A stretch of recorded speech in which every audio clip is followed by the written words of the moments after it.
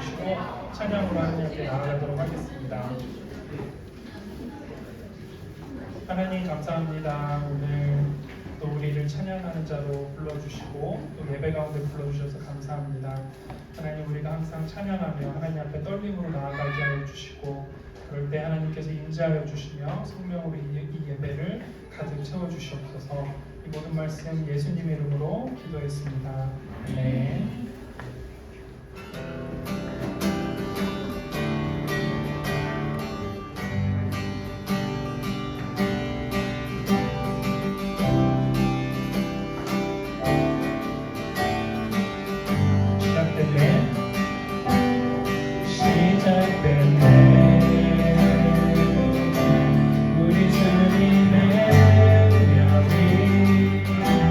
날 살을 다스리네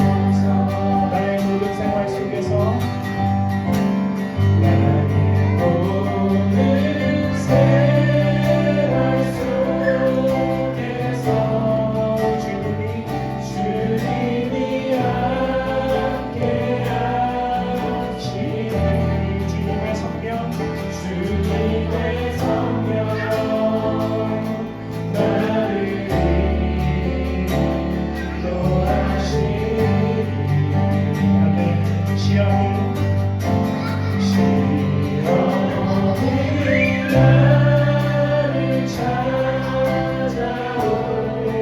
때 주님 지켜주시니 주님의 성령 나를 인도하시니 감사해요.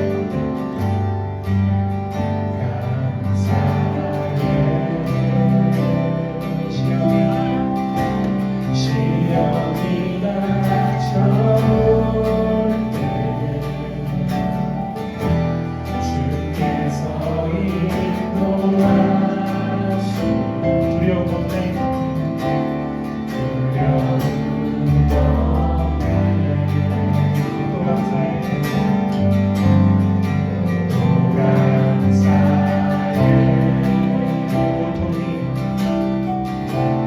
고통이 찾아올 때 주께서 지켜주시니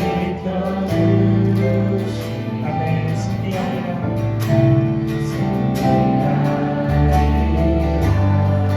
나의 모든 생활 속에서 나의 모든 생활 속에서 주님이 함께하시니 주님의 성령 나를 인도하시니 시험이 나를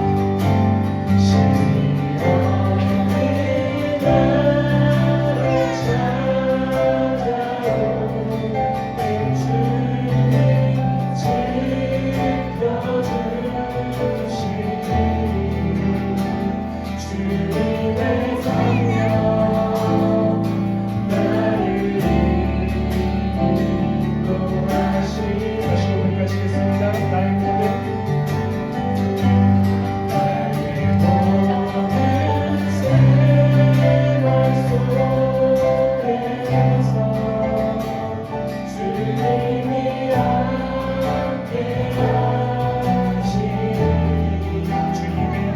주님의 성령 나를 인도하시니 시험이 나를 찾아올 때 시험이 나를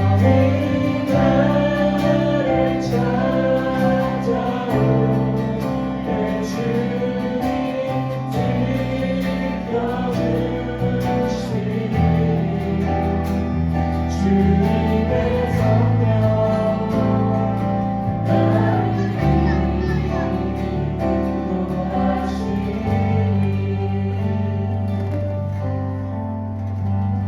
기도하시고 예배로 나아가시겠습니다.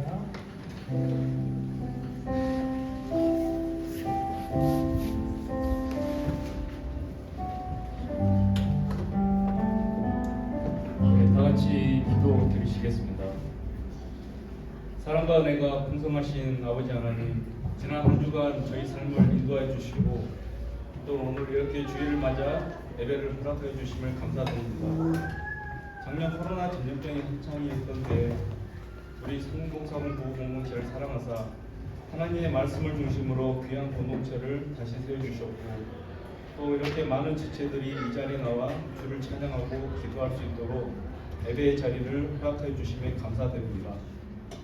지난 한 주간 세상 속에 살면서 주의 말씀 붙잡지 못하여 흔들리고 약한 마음으로 믿지 않는 사람들과 구별되는 삶을 살지 않았는지 돌아봅니다. 바람에 나는 그와 같은 가볍고 얕은 저희 믿음으로 지내온 것을 회개하오니 주님 저희를 긍휼히 여겨 주옵소서. 그리고 가정, 자녀, 건강, 생업, 진로 등으로 많은 걱정과 어려움이 있는 가정들이 있습니다. 주께 매달리며 기도하는 저희를 긍휼히 여기사 주님 저희 기도에 응답하여 주셨고 우리의 아버지 되시는 하나님은 선한 분이시니 우리가 받는 어떠한 응답에도 아버지의 뜻이 있음을 믿고 자식에 대한 한량없는 사랑과 은혜임을 기억하며 따르는 순종하는 저희가 되게 하여 주옵소서. 오늘 드리는 예배가 하나님 보시기에 기쁘고 은혜로운 시간이 되게 하시고 저희가 원하고 관심을 쏟는 일에 집중하기보다는 하나님이 하시는 일에 온전히 집중하기를 원하오니 앞서 가시는 주께서 저희의 길을 인도하여 주옵소서. 오늘 목사님 말씀을 통해 전여된 저희의 지친 마음에 하나님 아버지의 사랑과 치유와 회복의 은혜가 있기를 원합니다. 또한 예배와 아이돌봄을 위해 수고하는 많은 이들과 공동체를 위해 기도와 섬김으로 참여하는 모든 지체를 기억하여 주옵소서. 오늘 예배의 시작과 끝을 주님께 맡기오니 우리 성령님 함께하여 주시옵고 이 모든 말씀 살아계신 예수 그리스도 이름으로 기도드립니다.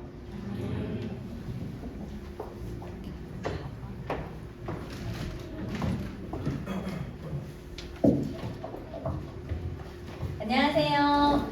안녕하세요. 네, 여러분 정말 봄이 한참입니다. 저희 이렇게 나들이 하기 좋은 날 저희 3040 그 공동체를 기억하고 이 자리에 나온 분들을 진심으로 환영하고 또 옆에 있는 분들에게 한번 인사했으면 좋겠습니다. 당신을 보니 내 마음에 봄이 왔습니다. 너무 영혼이 없는 것 같은데요.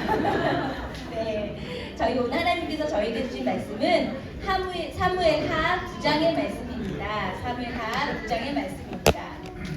네, 저와 여러분이 한 절씩 읽겠습니다. 사무엘하 9장 1절입니다.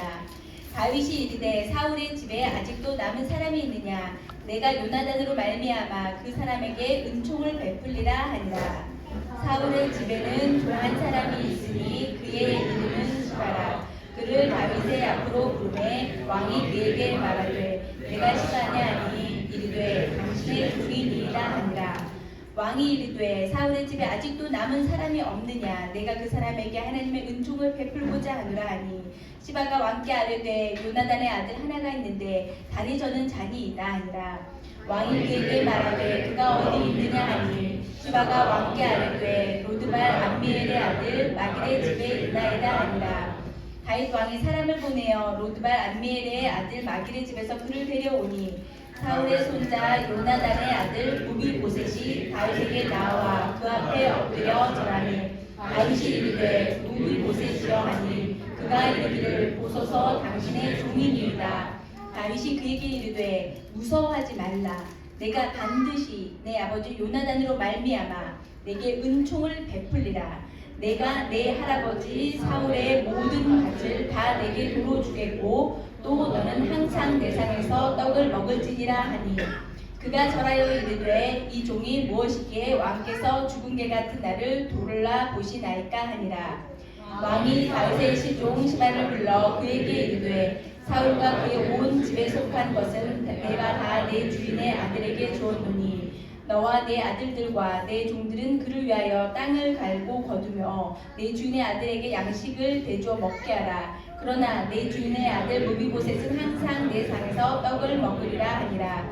시바는 다섯이 15명이요 종이 20명이라. 시바가 왕께 아뢰되 내 주 왕께서 모든 일을 종에게 명령하신 대로 종이 준행하겠나이다 하니라. 무비보셋은 왕자 중 하나처럼 왕의 상에서 먹으니라. 무비보셋에게 어린 아들 하나가 있으니 이름은 미가더라. 시바의 집에 집자마다 무비보셋의 종이 되니라. 함께 읽겠습니다. 무비보셋이 항상 왕의 상에서 먹음으로 예루살렘에 사니라. 그는 두 발을 다 절더라. 네. 여러분 이제 저희가 계속해서 다윗의 이야기를 보고 있는데요. 오늘은 저희가 오늘 말씀의 제목 신실이라고 제가 정했습니다. 왜냐하면 여러분에게 질문하고 싶습니다. 신실하게 살 것인가, 영리하게 살 것인가에 대해서 질문을 하고 싶기 때문입니다. 이제 이 말씀을요 오늘 저희가 한 장의 말씀을 읽었어요. 어떤 상황이냐면요, 다윗이 왕이 되었습니다. 온 이스라엘의 왕이 되었습니다. 여러분이 왕이 된다면 제일 먼저 뭘 하고 싶습니까? 솔직하게 제가 이렇게 여쭤보고 싶네요. 이권 기자님 왕이 되신다면 제일 먼저 뭘 하고 싶습니까?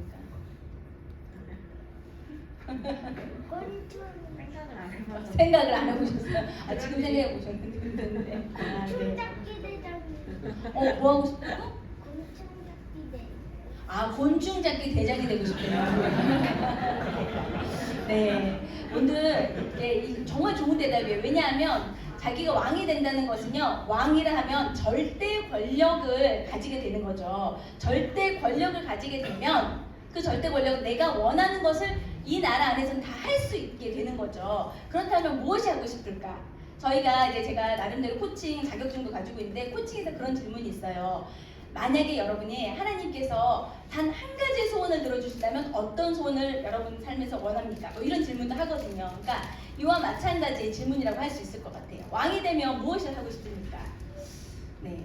여러분이 요즘에는 왕이 없으니까 여러분에게 조금 더 현실감 있는 질문을 한다면 로또가 당첨된다면 어떤 네, 반응이 다르네요. 네. 무엇을 하고 싶습니까? 네, 이런 질문 많이 하죠. 그런데 많은 분들이 로또가 당첨되면 어떻게 할 거다, 어떻게 할 거다. 근데 뭐 굉장히 구체적으로 저는 10에 2조를 하겠습니다. 그리고 나머지 얼마는 어떻게 할게요. 계획을 굉장히 많이 세워요. 근데 그렇게 굉장히 꼼꼼하게 계획을 세우는 사람들의 특징은 로또를 절대 사지 않는다는 겁니다. 계획만 있죠. 그런데 다윗 왕이 드디어 왕이 됐습니다. 다윗 왕이요, 제일 먼저 수도인 예루살렘을 만들었고요. 그 다음에 점령했고요. 그리고 주변에 있는 일단 내시를 가져야 되겠죠. 그래서 온 이스라엘을 잘 통일한 다음에 주변에 있는 나라들과 전쟁을 통하여서 이스라엘을 안정되게 만들었습니다. 그렇다면 그 다음에 뭘 해야 될까요? 그런데 오늘 본문에 보면 다윗 왕이 굉장히 안정된 상황에 이르렀을 때 그 다윗의 마음속에 가지고 있었던 한 사람이 있었습니다. 그 사람은 그의 아주 친한 친구였던 요나단이었습니다. 그래서 9장 1절 말씀에 보면 다윗이 이르되 사울의 집에 아직도 남은 사람이 있느냐, 내가 요나단으로 말미암아 그 사람에게 은총을 베풀리라. 사실 저희가 흔히 상상할 수 있는 일반적인 왕의 모습을 생각하면요, 사울 왕의 아들인 요나단이 왕이 됐어야 되는데 요나단이 왕이 되지 않고 사울 왕이 그렇게 경계하였던 다윗이 왕이 되었습니다. 그렇다면 다윗 입장에서는 자기 왕권을 위협하는 요소인 사울 왕의 가족들은 어떻게 해야 될까요? 일반적으로 저희가 대하 드라마나 이런 것을 봤을 때, 그리고 역사를 봤을 때는 제거해야 할 대상입니다. 왜냐하면 그 아들은 설상 왕권에 도전하고자 하는 마음이 없을지라도 주변에서 다윗 왕을 불편해하거나 다윗 왕이 왕이 됨으로써 어떤 불리한 위치에 처한 사람들이 자꾸 정당성 내지는 왕의 혈통 등등등등의 이유로 남아있는 그 직전 왕의 가족들을 데리고 반란을 일으킬 수 있기 때문입니다. 그렇다면 이 왕권을 잘 장악하고 안정된 왕위를 보존하기 위해서는 그 전의 왕의 가족들은 제거하는 것이 마땅하지요. 그런데 다윗 왕은 그 사울 왕의 가족을 찾는데 왜 찾나요? 요나단으로 말미암아 그 사람에게 은총을 베풀기 위해서라고 나와 있습니다. 은총을 베풀기 위해서. 사실 다윗과 요나단은 굉장히 친한 친구였습니다. 요나단은 한편으로는 다윗이 자신이 아니라 다윗이 이 나라에 하나님께서 세우신 왕이 될 거라는 것을 직감했는지 모릅니다. 그래서 아버지가 다윗을 죽이려고 했을 때에도 끝까지 다윗의 편을 들어주었고 다윗의 목숨을 보호해 주었습니다. 그리고 다윗과 요나단이 서로 약속을 했습니다. 만약에 내가 어떻게 되거든 내 가족들을, 내 자손들을 잘 부탁한다라는 약속을 했습니다. 그런데 그때 당시에는 다윗은 쫓기는 처지였고 요나단은 왕의 아들이었습니다. 그래서 시간이 아주 많이 지났고 이제는 모든 위치가 바뀌었습니다. 네, 요나단의 아들은 정말 이제는 숨어 살아야 되는 존재였고 다윗 왕은 모든 왕권을 완벽하게 장악한 왕입니다. 그렇다면 그 다윗 왕의 판단에서는 세상적으로 영리한 선택은 이 무비보셋을 찾아서 없애야 됩니다. 그런데 다윗 왕은 영리한 판단이 아니라 요나단과 했던 그 언약을 기억하고 그 약속대로 무비보셋을 찾았습니다. 그는 신실함을 그에게 가졌기 때문입니다. 여기에서 9장 1절에 나오는 은총, 이 은총이라는 단어는요, 히브리어 단어로 헤세드라는 표현입니다. 우리나라 말로는요, 정확하게 번역할 수 있는 그런 뜻은 없습니다. 그런데 하나님께서 우리를 향하여서 가지시는 그런 마음, 그래서 조금 여러 가지 표현을 할 수 있지만 실패하지 않는 사랑, 무너지지 않는 견고한 사랑, 그러한 신뢰, 그것들을 말하는 것이 절대로 변하지 않는 사랑을 말하는 것이 헤세드라고 할 수 있습니다. 이 헤세드는요, 저는 여기에서 이 은총이란 단어가 저는 저의 한국말 사전이 아니라 조혜련의 사전으로 번역한다면 저는 이것을 그러함에도 불구하고라고 번역을 하고 싶습니다. 왜냐하면요, 그 사람이 사랑받을 만해서, 그 사람이 나에게 도움이 되기 때문에, 그 사람이 나를 기분 좋게 하기 때문에, 그래서 내가 무언가 사랑을 베풀고 그 사람을 도와주고 나의 것을 나눈다고 한다면 그것은 은총이 아닙니다. 근데 그 사람의 사랑받을 만한 조건이 없고 나에게 도움이 되지 않고 때로는 내 마음을 불편하게 하고 나의 자리를 위협함에도 불구하고 그러함에도 불구하고 그 언약을 지켜서 내가 처음 가졌던 그 마음을 지키는 것, 그것이 바로 신실함이라고 생각합니다. 그것이 바로 은총이라고 생각합니다. 그리고 그 마음은 바로 하나님 아버지께서 우리에게 가지는 마음이라고 할 수 있습니다. 하나님께서 만약에 이 헤세드, 은총의 마음이 아닌 우리가 알고 있는 일반적인 사람의 방식에서의 감정의 교류 방식으로 우리와 소통하고 우리와 관계 맺으신다면 어떨까요? 매일매일 우리의 점수가 달라질 거예요. 여기에 이렇게 수없이 많은 분들이 있지만 하나님께서 우리의 관점을 본다면 사람들의 특징을 평가를 하게 되어 있습니다. 자, 너는 몇 점 이렇게 여러분들 평가하고 있을 거예요. 그렇다면 하나님의 관점에서 나는 이번 주에 몇 점인가? 네, 본인만 아시겠죠? 근데 그 점수가 또 하나님 보시기에도 과한 점수일지 아니면 부족한 점수일지는 아무도 알 수 없습니다. 그런데 하나님께서는 우리가 어떠하든지 간에 그러함에도 불구하고 우리를 변함없이 동일하게 사랑해 주십니다. 우리가 지난주에 하나님을 원망하고 불평하고 살았든지 아니면 지난주 일주일 내내 하나님께 감사하며 살았든지 우리가 일주일 동안 한 번도 하나님을 생각조차 하지 않고 살았든지 어떤 상황이 있었든지 간에 하나님께서는 여러분을 있는 모습 그대로 사랑하시고 오늘 이 자리에 그래도 이 자리를 기억하고 하나님을 예배하고 은혜를 사모하게 나왔을 때는 하나님은 항상 너무 잘한다, 사랑하는 내 아들아, 사랑하는 내 딸아, 내가 너를 기다렸다 하시고 기다리고 계시고 우리에게 은혜 주시기를 기뻐하시는 것이 바로 하나님 아버지의 사랑이고 은총입니다. 우리의 어떠함과는 상관없이 동일하게 베풀어 주시는 그 사랑이 은총이라고 할 수 있습니다. 다윗이 이 요나단의 아들 무비보셋에게 가지는 마음이 그러한 마음입니다. 다른 사람들이 어떻게 생각하든지 이 무비보셋을 자기가 찾았을 때 자기에게 어떠한 불안한 정치적인 요소에 불안함이 있든지 이런 것들을 전혀 생각하지 않고 내가 요나단과의 약속을 생각하면서 그리고 요나단에게 받았던 그 사랑을 생각하면서 무비보셋을 찾았습니다. 그런데 재밌는 게 성경을 보면은요, 처음에 그렇게 찾았을 때 어떻게 말하냐, 3절에 말하기를 시바라는 사람이 이렇게 이야기를 해요. 요나단의 아들 하나가 있는데 다리 저는 자니이다. 그를 뭐라고 소개하고 있나요? 그냥 다리 저는 자라고 소개하고 있습니다.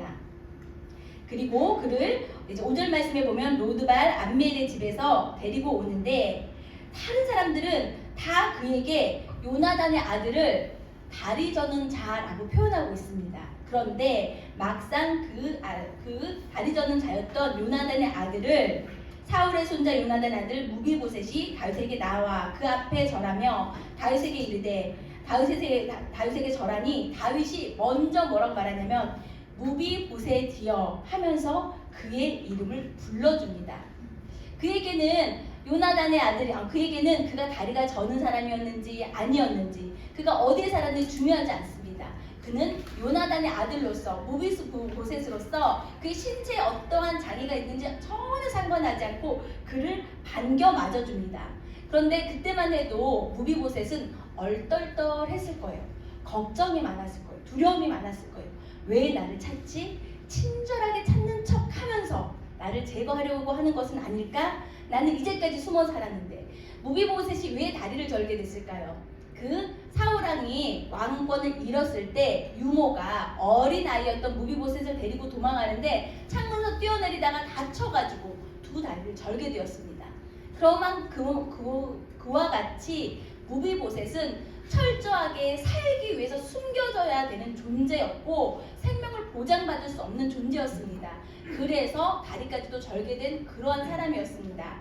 그래서 이 무비보셋은 무서워하면서 그 다윗에게 나아갈 수밖에 없었죠. 근데 그 모든 마음을 이해한 다윗은 7절에서 무서워하지 말라 이야기하면서 내가 반드시 내 아버지 요나단으로 말미암아 내게 은총을 베풀리라 이렇게 이야기합니다. 반드시 내가 그냥 은총을 베풀겠다는 것도 아니고 반드시 자신의 약속이 얼마나 확실한지를 곤고하게 요나단에게 알려주고 그의 마음을 진정시켜 줍니다. 내가 너에게 베푸는 친절은 내가 너를 찾은 것은 진심으로 정말로 순수하게 너를 지키기 위해서다. 너에게 가장 좋은 것을 주기 위해서다. 너에게 은총을 베풀기 위해서라는 것을 다시 한번 확실히 알려줍니다. 그것뿐만 아니라 요나단의 이름을 찾아주었고요. 그 다음에 이름 없는 사람으로 살고 있었던 무비보셋의 이름을 찾아주었고요. 두 번째로는 사울 왕에게 속하였던 재산들이 있었겠죠. 그 재산들을 모두 무비보셋에게 돌려주었습니다.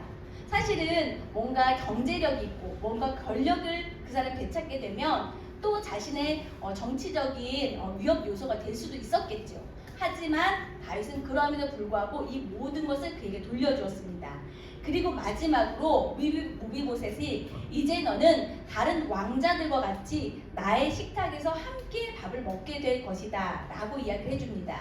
그런데 그 부분에 대해서 학자들은 두 가지 입장이 있어요. 첫 번째로는 볼모로 잡아놓은 걸 수도 있다. 근데 그거는 조금 아닌 것 같아요. 왜 그렇게 생각하냐면요.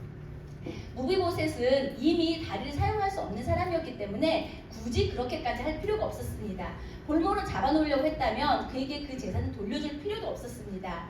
다만 그때 당시에 이스라엘 사람들은 장애가 있는 경우에는 그가 하나님 앞에서 벌을 받았다, 저주를 받았다 라고 생각했고요. 그때 당시에 사람들은 장애가 있으면 예루살렘 성전에 들어올 수 없고 또 뭔가 부족한 사람으로, 불결한 사람으로 생각해 왔습니다. 그렇기 때문에 장애가 있는 사람은 왕궁에 들어올 수 없는 사람이었습니다. 그렇지만 그가 그 왕의 식탁에 참여했다는 것은 왕자와 똑같은 취급을 받았다. 왕족의 하나로 여김을 받았다라는 의미입니다. 그리고 그의 신체적 질병 이런 것은 아무런 그게 장애가 되지 않는다라는 그런 특권을 무비보셋에게 준 것이라고 할 수 있습니다. 이렇게 다윗은 자신이 요나단과 한 약속을 신실하게 정말 철저하게 여러 가지 면에서 지켰습니다. 다윗이 그렇게 요나단과의 약속을 신실하게 지킬 수 있었던 이유는 무엇일까요? 의리가 있었기 때문에.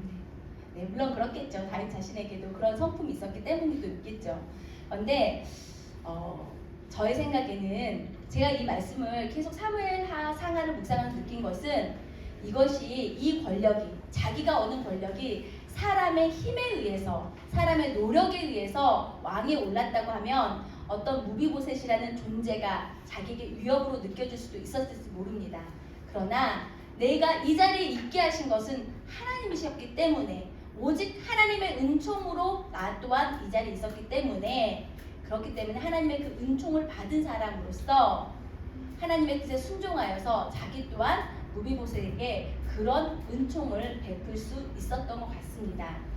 우리가 이 땅을 살아가면서 우리에게 늘 선택이 굉장히 연속입니다. 이 자리에 올 때까지 오늘 날씨도 좋은데 마지막 철쭉 동산에 철쭉을 보러 갈까 하는 잠시 그 선택이 있었을지 모르지만 이 자리에 왔고 또 여기에 왔을 때 여러분 앞에 이렇게 음료수가 있는데 아이스 커피를 마실까 따뜻한 아메리카노를 마실까 이것도 여러분에게 고민이었을 수도 있고 또 이 순간에 나는 어떤 자리에 앉을까 또 여러분의 고민일 수도 있습니다. 여러 가지 선택의 순간들이 있었을 터인데 여러분에게 어떤 선택의 자리에 있었을 때 당장 눈앞에 보이는 것, 이 세상 사람들의 기준에서 영리한 것을 선택한 것이 아니라 하나님 아버지 앞에서 내가 신실한 것을 선택할 수 있었으면 좋겠습니다.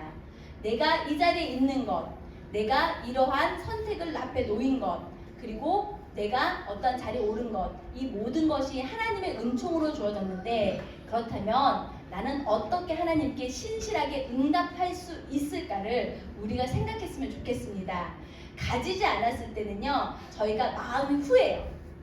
내가 만약에 가지지 않았을 때는 내가 로또가 당첨된다면 하나님께 얼마를 헌금하고 이웃을 위해서 얼마를 나누고 어떻게 하고 가지지 않았을 때는요 굉장히 우리의 마음이 후회해요. 그런데 막상 당첨되면 여기 좀만 더 있었으면 빌딩 한 채를 살 수 있었을 텐데 이렇게 우리의 마음은 되게 많이 변하게 되는 것 같습니다. 신실함을 지키기 어렵습니다. 네, 마찬가지로요. 여기 옆에 있는 배우자들도 그런 마음이었을 거예요. 가지기 전에, 이분과 결혼하기 전에는 내가 결혼만 해봐라. 정말 잘해줬을 것이다.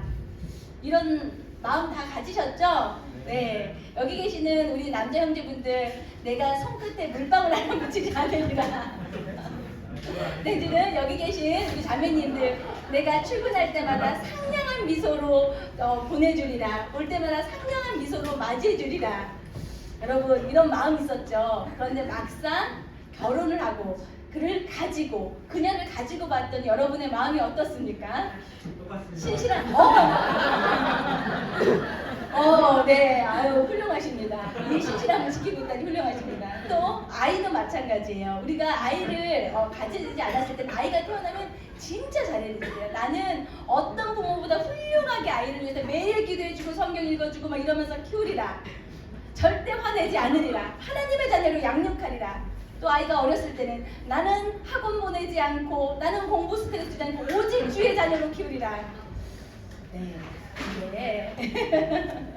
근데 또 막상 그 상황이 되면 우리의 마음이 흔들리게 됩니다. 이렇게 우리의 마음이 흔들리는데 그 상황에서 상황에 따라서 영리하게 판단할 것인가, 아니면 내가 처음에 가졌던 그 마음대로 하나님 앞에서 가졌던 그 마음, 하나님 앞에서 약속했던 그 신실함, 하나님 앞에서 결혼할 때 했던 그 맹세, 그리고 하나님 앞에서 새 생명을 얻었을 때 가졌던 그 신실함대로 여러분이 살아가고 있는지를 한번 생각해 보셨으면 좋겠고, 우리에게 선택의 순간이 있었을 때 영리하게 살기보다는 하나님 앞에서 신실하게 살았으면 좋겠습니다. 신실하게 살아갈 때 결국에는 우리가 하나님께서 예비하여 주신 가장 선한 곳, 정말 푸른 풀밭, 쉴만한 물가, 하나님이 책임져 주시는 그러한 인생을 살아가게 될 줄 믿습니다. 저희 이 시간 함께 기도하겠습니다. 참 좋으신 하나님 아버지, 하나님, 우리가 어떠하든지 간에 변함없이 우리를 하나님의 자녀로 귀하게 여겨주시고 사랑하여 주시고 저희를 품에 안아주시고 사랑하여 주시니 감사합니다. 하나님, 우리는 하나님께 이렇게 변함없이 신실한 은총을 받았습니다. 하나님, 우리도 하나님을 닮아가는 주의 자녀들로 살아가기를 원합니다. 하나님 앞에서 진실하게 신실하게 살아가게 하여 주옵소서. 하나님 앞에서 했던 그런 결심과 결단들을 우리가 지켜낼 수 있도록 몸부림치고 고민하는 우리 모두가 되게 하여 주시옵소서. 하나님뿐만 아니라 하나님 앞에서 사람들과 또 세상에 대해서 했던 나의 결심과 결단들도 있습니다. 하나님, 아무도 그것에 대해서 책임을 묻지 않는다고 해서 소홀히 여기는 것이 아니라 하나님 앞에서 한 약속은 신실하게 지키기 위해서 노력하는 우리 모두가 되게 하여 주시옵소서. 하나님, 그리하여서 어제보다는 오늘보다는 내일이 하나님의 신실하심을 더욱더 닮아가는 우리가 되게 하여 주시고, 하나님, 우리를 통하여서 우리를 향하신 하나님의 그 은총이 우리의 삶의 지경에 펼쳐지고 흘러넘칠 수 있도록 주님 도와주시옵소서. 감사드리며 이 모든 말씀 예수님의 이름 받들어 기도드리옵나이다. 아멘.